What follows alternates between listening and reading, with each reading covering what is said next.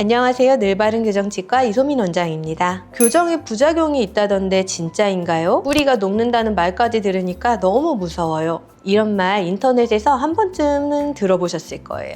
오늘은 다른 곳에서 잘 말해주지 않는 교정 부작용에 대해서 한번 알아보겠습니다. 먼저 솔직하게 말씀드리면 교정도 의료 행위이기 때문에 부작용이 전혀 없다고 말할 수는 없습니다. 다만 여기서 중요한 거는 부작용이라고 부르는 것 중에 어떤 건 치료 과정에서 일어날 수 있는 자연스러운 변화이고 어떤 건 정말 피해야 할 문제라는 점이에요. 치아 뿌리가 살짝 짧아지는 현상, 잇몸이 약간 내려앉는 현상, 앞니 사이에 작은 틈이 생기는 현상, 이런 것들은 교정 과정에서 일정 범위 안에서는 누구에게나 생길 수 있는 변화입니다. 문제는 이 변화가 정상 범위를 넘어갈 때입니다. 그래서 교정을 시작하기 전에 가장 중요한 건 부작용이 있다 없다를 따지는 게 아니라 어디까지가 정상 범위이고 어디서부터 점검이 필요한지를 알고 시작하는 거예요. 녹는다는 표현은 조금 무서워서 그렇지 정확한 표현은 아니에요. 교정 중에 치아가 이동하면서 뿌리 끝이 미세하게 짧아지는 일이 생길 수 있는데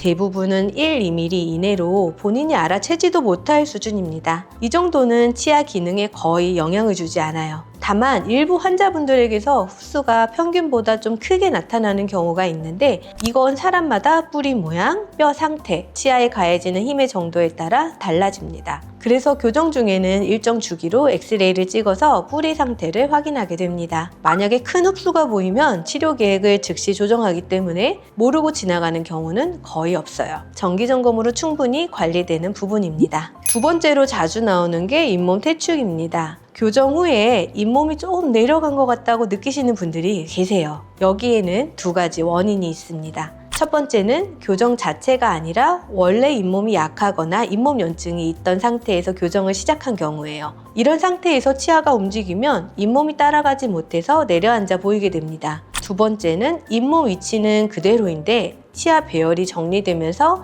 시각적으로 잇몸이 더 내려가 보이는 경우입니다. 실제로는 큰 변화가 없는데 가지런해진 치아 때문에 잇몸 라인이 도드라져 보이는 거죠.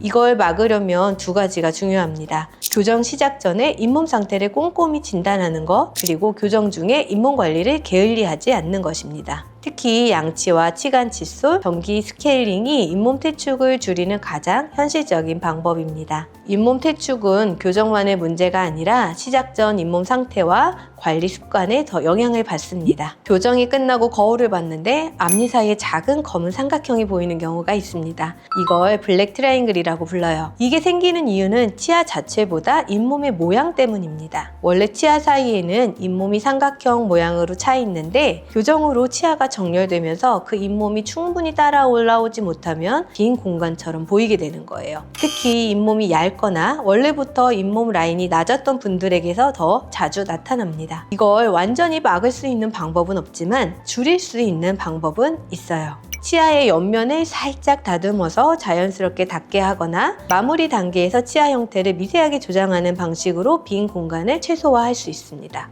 중요한 건 블랙 트라이앵글 가능성이 있는 분께는 교정 시작 전에 미리 설명을 드리고 함께 결정하는 것입니다. 모르고 마주치면 당황스럽지만 미리 알고 시작하면 마음의 준비도 되고 대응도 가능합니다. 지금까지 말씀드린 부작용들 사실 완전히 0%로 만들 수는 없습니다.